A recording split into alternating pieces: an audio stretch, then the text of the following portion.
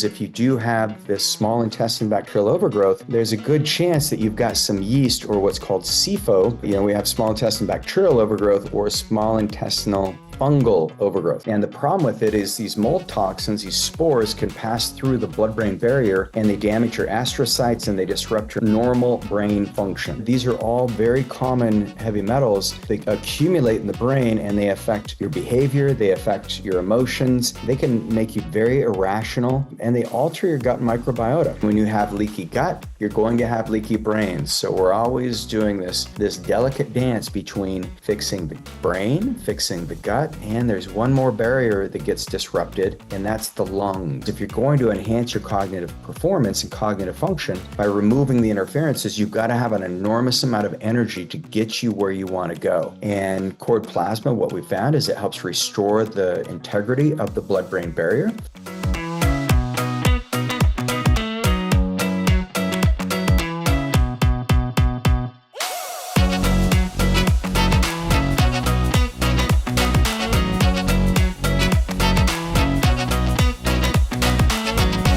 All right, welcome everybody to the cognitive upgrade. We're talking about cognitive optimization in the course today in your Health Accelerator Challenge. And last week, we talked about some of the cool things you can do for different areas of the brain. We talked about CMAX, Cerebrolysin, Selenk. We talked about intranasal glutathione, and we even went through NeuroCatch, this new diagnostic tool that will be able to analyze how well you're doing cognitively. And one special announcement for those of you who are interested in signing up for our Brain Optimization Day.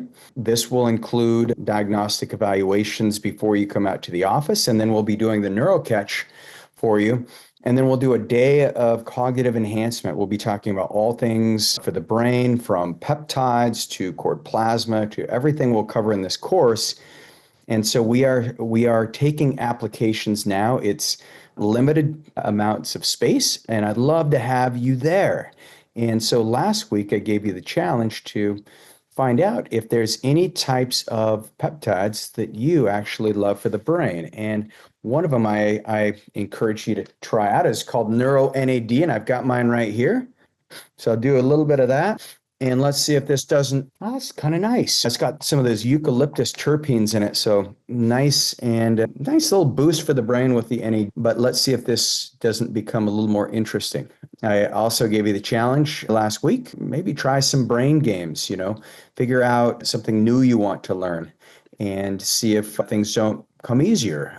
Do rhyming games, learn a new language, try some art. And then dive into some of your favorite peptides.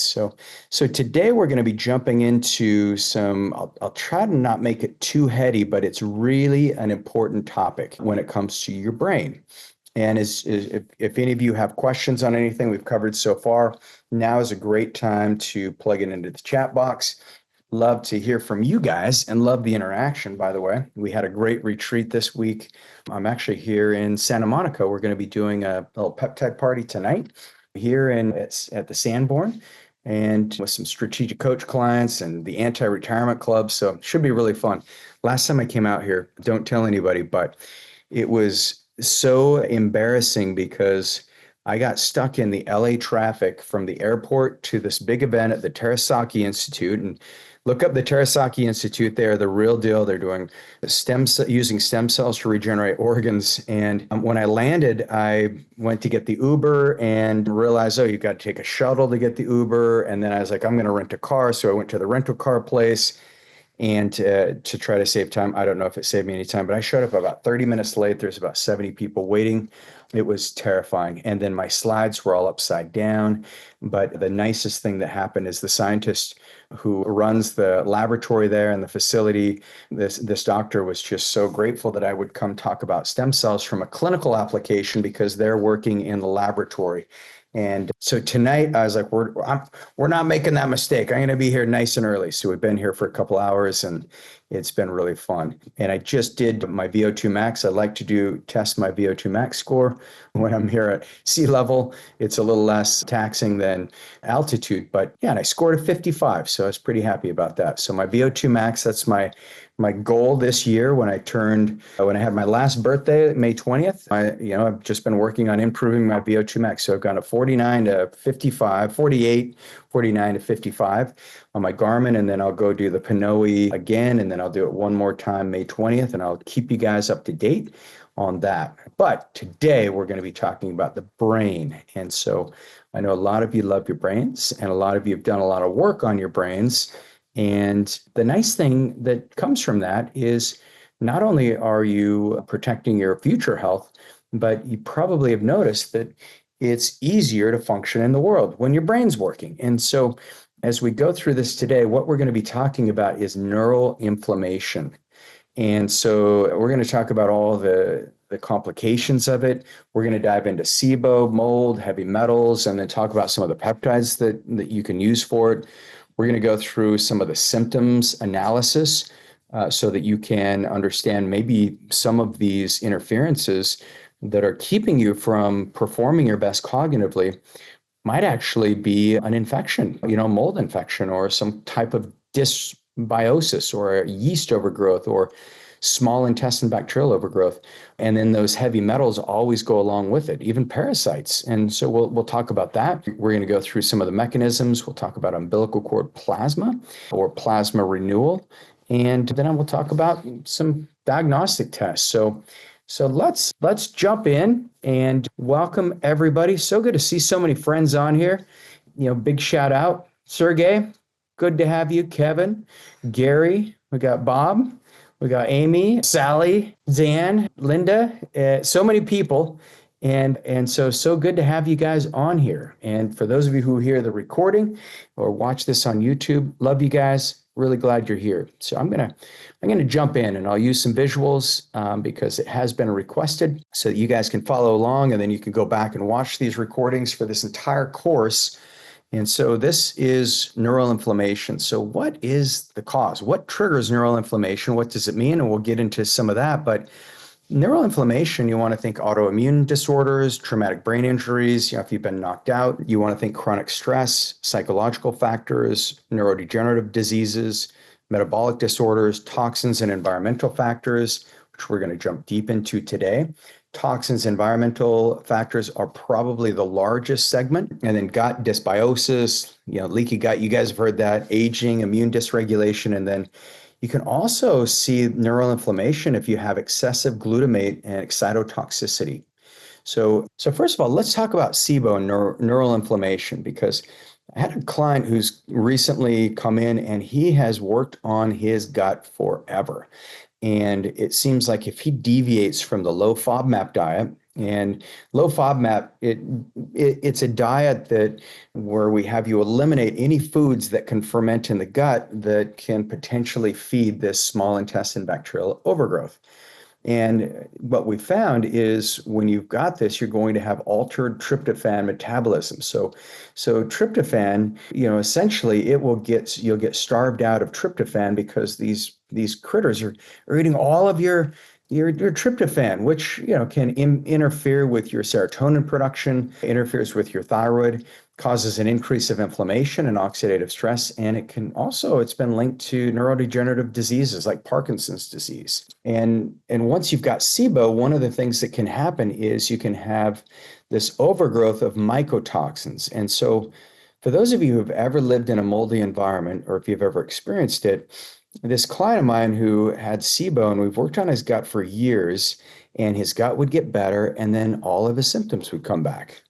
And so finally, I was like, we talked about mold a lot in his house, and because he's a contractor, he's like, no, my house is sealed up, and I've looked at everywhere. And I said, okay, well, I think you need to look again. And we actually had him do an at-home mold test, and it came back. His aspergillus was through the roof.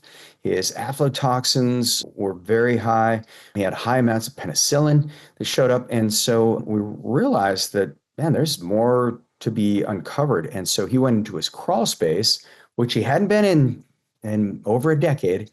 And sure enough, it was full of black mold. And so we started working on this mold protocol, which I'll share with you today. But one of the things that people miss is if you do have this small intestine bacterial overgrowth, there's a good chance that you've got some yeast or what's called SIFO.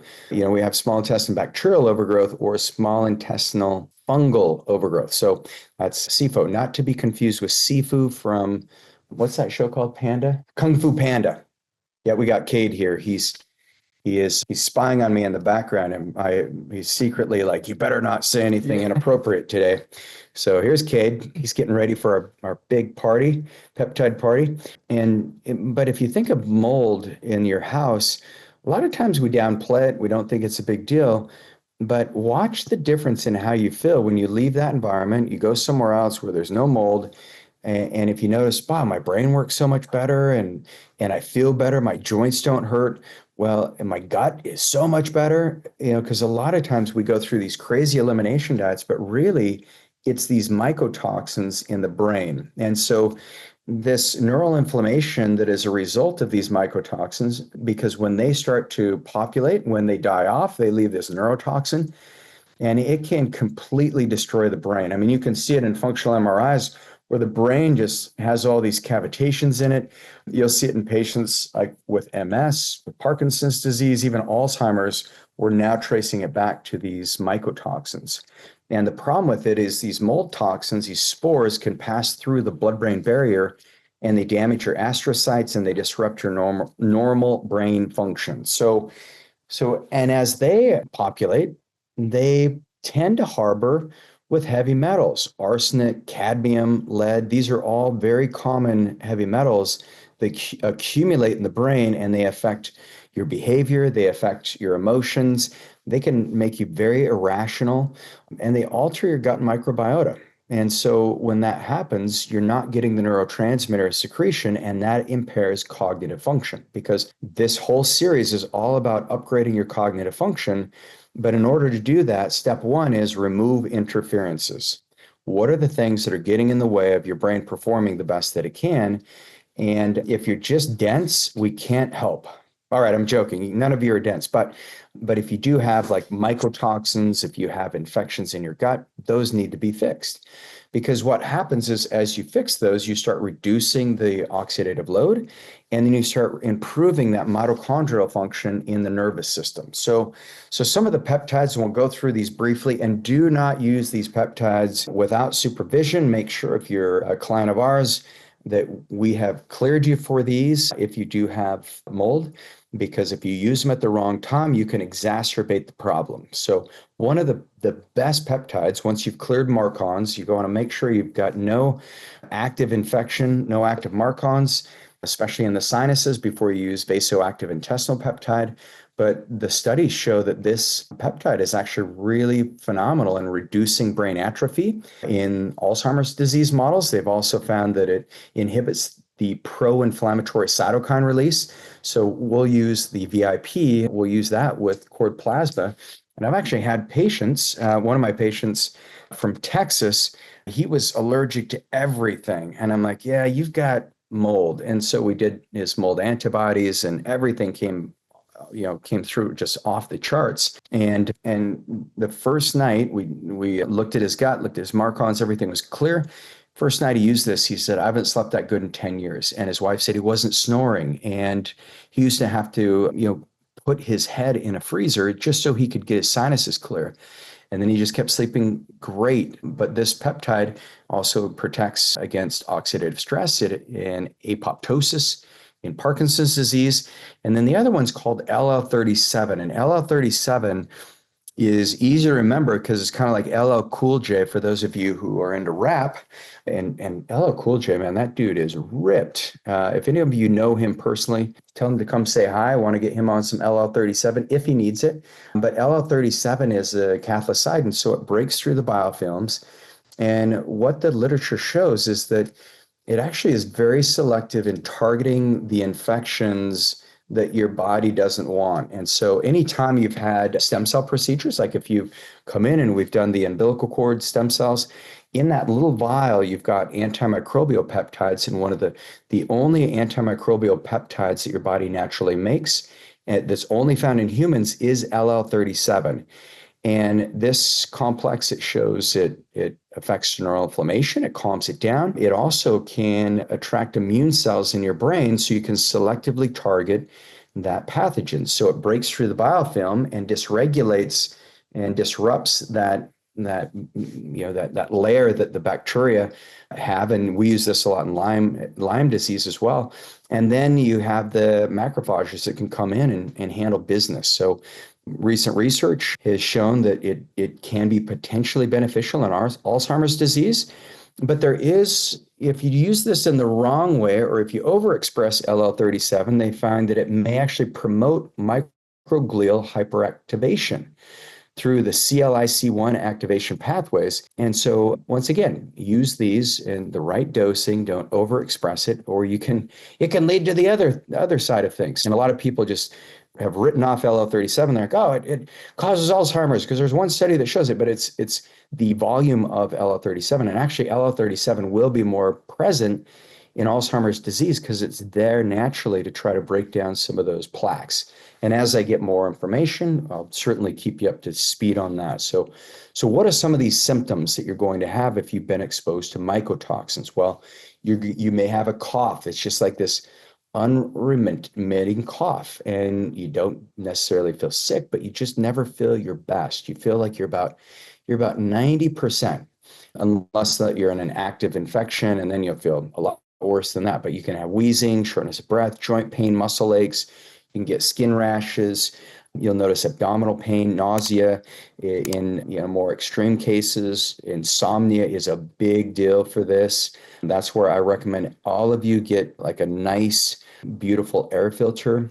I think we have the doctor's air doctor is what we have now. Works great. You'll notice that you'll have anxiety, irritability, trouble staying asleep, memory loss, headaches, numbness, tingling.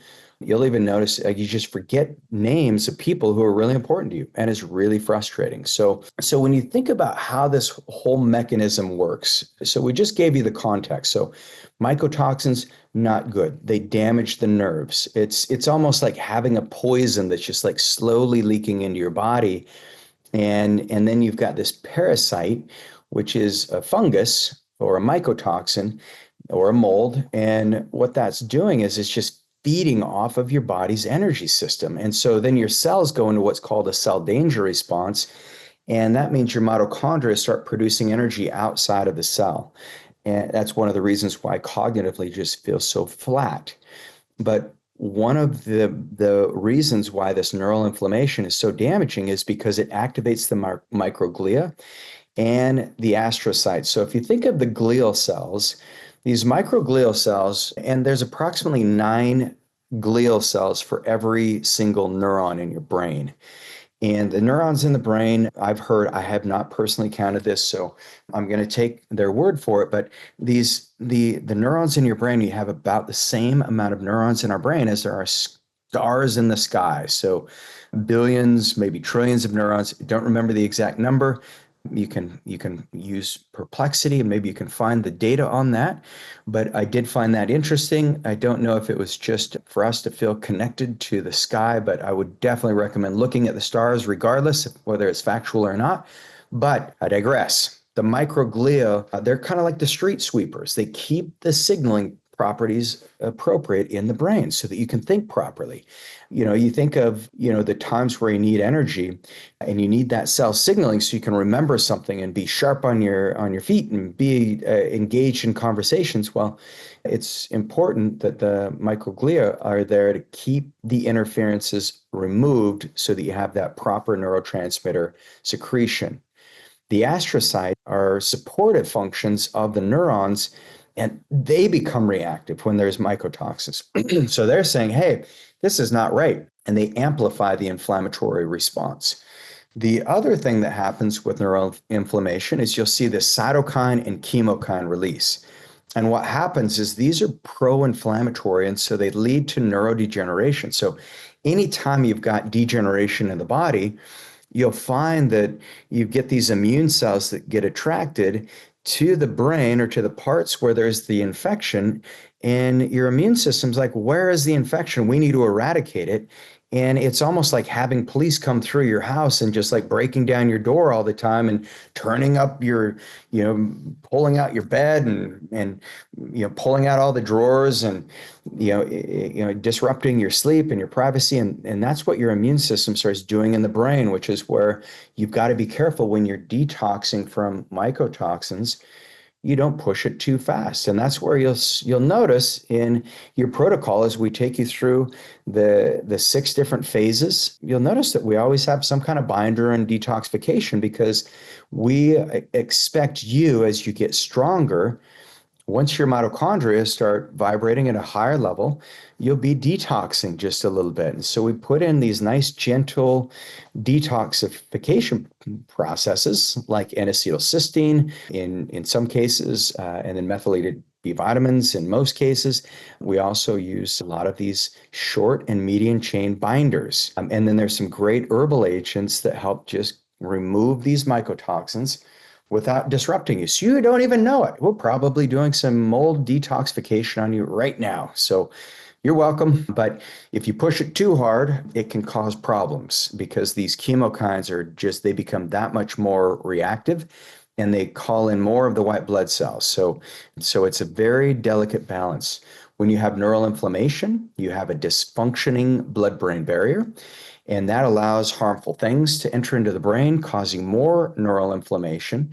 And when you have leaky gut, you're going to have leaky brains. So we're always doing this delicate dance between fixing the brain, fixing the gut, and there's one more barrier that gets disrupted, and that's the lungs. And the lungs is your first interaction with the environment.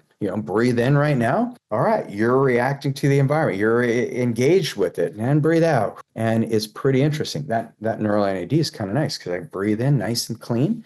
But you just want to watch the blood-brain barrier. The other thing that happens with neural inflammation is it activates the microglia and astrocytes, which leads to oxidative stress and mitochondrial dysfunction.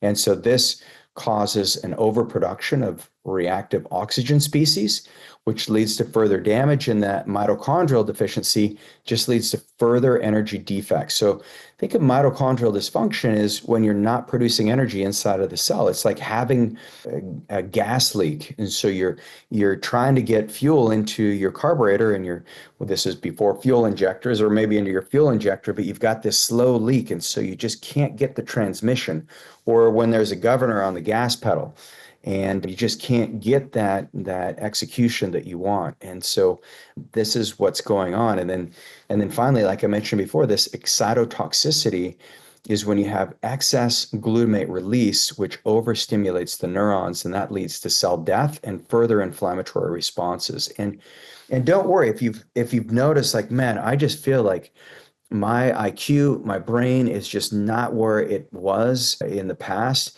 And maybe you've discovered, like, holy cow, I've been living in this moldy environment and I can't believe the damage I've inflicted on my brain. Well, that's not the end of the story. That doesn't mean like, okay, there's no hope, because actually there is. You've got this thing called BDNF, and we talked about that last week. So think FG loop, think the Cmax. You want to think IGF-1, all the things that lead to greater levels of BDNF, and that can actually protect your brain and help it regenerate. So not all is lost. The other thing, if you have neural inflammation, is you have this dysregulated immune response. And that's where we see kind of that cell danger response at level 3, which leads to autoimmunity, things like MS, where your body's immune system starts attacking the myelin sheath, and that causes more inflammation and more degeneration. So how do we fix this? And that's really where we will end today. But there's several ways. And like I mentioned, it's shotgun approach and kind of heavy-handedness is not the right pathway for most people. Most people, it will make things worse. But what we've discovered is using umbilical cord plasma or plasma renewal. And this is cord blood, where we take cord blood from unvaccinated mothers, and these mothers, the same process that, following the laboratory follows the FDA guidelines as far as making sure everything is sterile, it's safe, it's tested for any communicable diseases. But what you can do is with the cord plasma, you can introduce it to intranasal with a device called a sphenocath. And that gets the cord plasma right into the back of the sinuses, where you can have the migration of all of these protective properties in the plasma of the cord blood. So this is young, fresh blood that has not been contaminated. Our blood, as we get older, it becomes a little more toxic. And so we can use cord plasma to essentially remove the waste and change the oil in your blood. And you can even do it to activate what's called the glymphatic circulation in your brain by using it intranasally. You can also combine that with umbilical cord stem cells. And what the studies show is you'll have a decrease in microglial activation. You'll have an improvement in the synaptic plasticity, so the way that your brain is actually can regenerate and transform the way that it's communicating. You'll notice an enhancement in cognitive function, that's what this course is all about. And then you'll see a reduction in pro-inflammatory markers. I had a client of mine, and after we did cord plasma, it was week 2. He was doing 10 vials once a week in injections.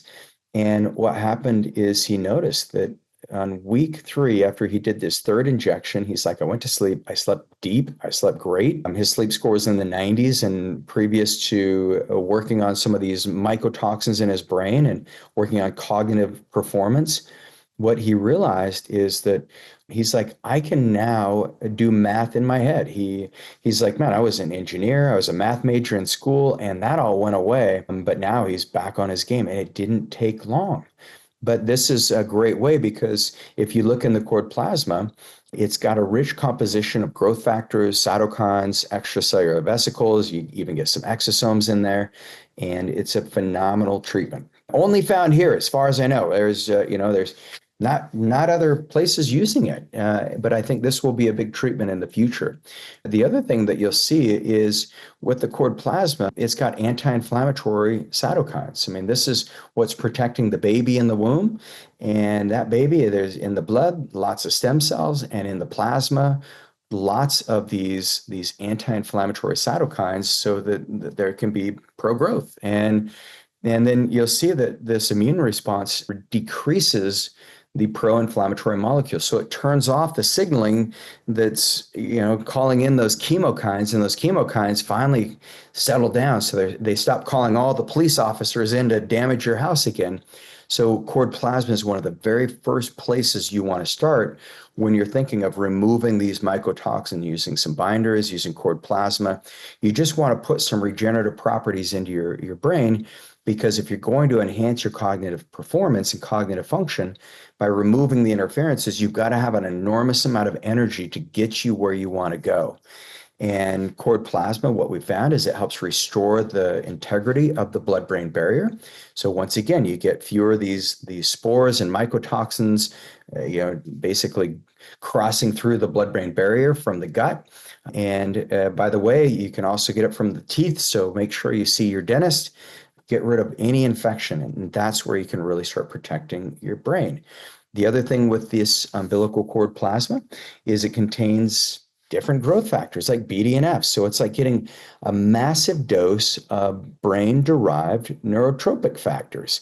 And that's what researchers have realized, like that's what creates plasticity in the brain. That's where we can remain cognitively fit. We can memorize things. We can feel really good, really happy when you've got adequate levels of BDNF.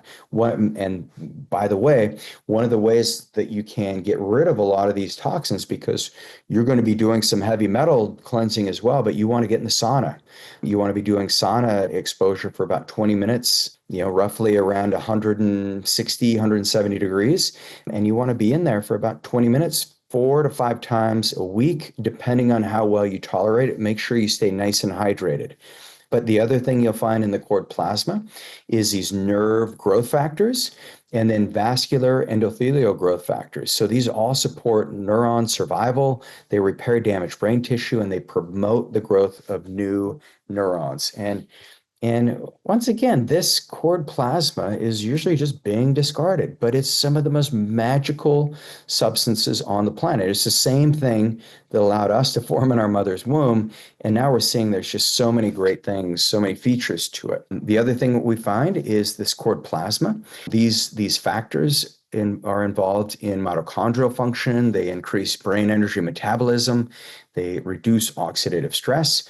These anti-inflammatory properties, these growth factors, they also allow you to decrease inflammation, and they get you out of that reactive state. So if you just notice like the irritability, or you just feel like kind of crabby, for lack of a better term, cord plasma can just replenish everything in the brain. These components also can stimulate endogenous neural stem cells. So they create your own population. So endogenous just means within, but you're going to get your own neural stem cells or brain stem cells to regenerate and start repairing itself.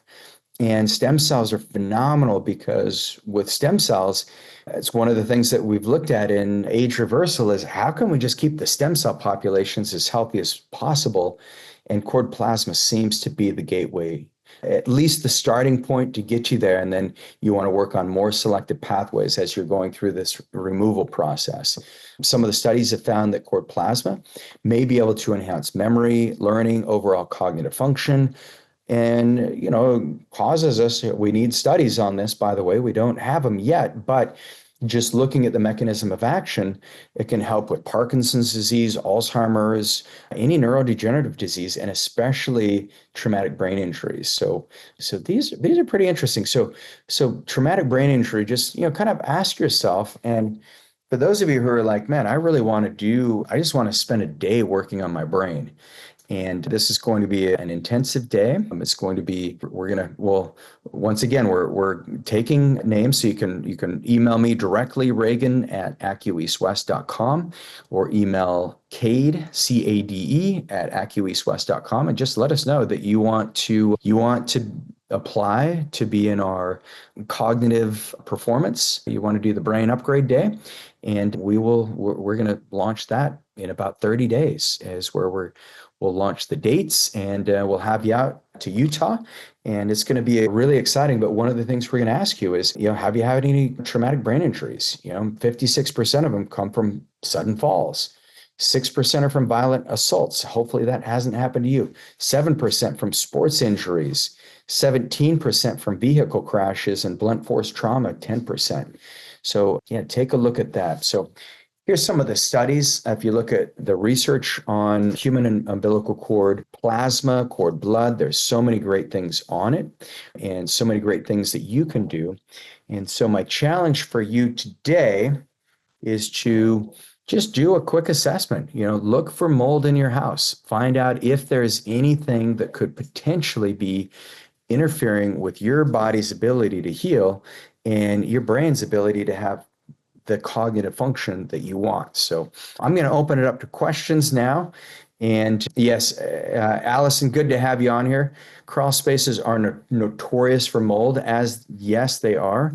Absolutely. And you'll find it, look at under your sink, look by your shower, all those places. But then for those of us who live in the mountains and there's a lot of snow that accumulates, the windowsills, they can be devastating. So really important stuff. And then there's foods that we didn't have time to jump into yet, but we will cover that. So appreciate you guys very much. Thanks so much for being part of the community. Can't thank you enough. And Allison, so good to have you on here, and appreciate you guys. So I will see you next week. So your challenge this week, find any kind of interferences with mold in your environment. And if needs be, get professional company out there to test your spaces. And even if you're in a place that's dry and you're like, I live in Las Vegas, it's impossible. There's mold everywhere. So appreciate you guys. Take care.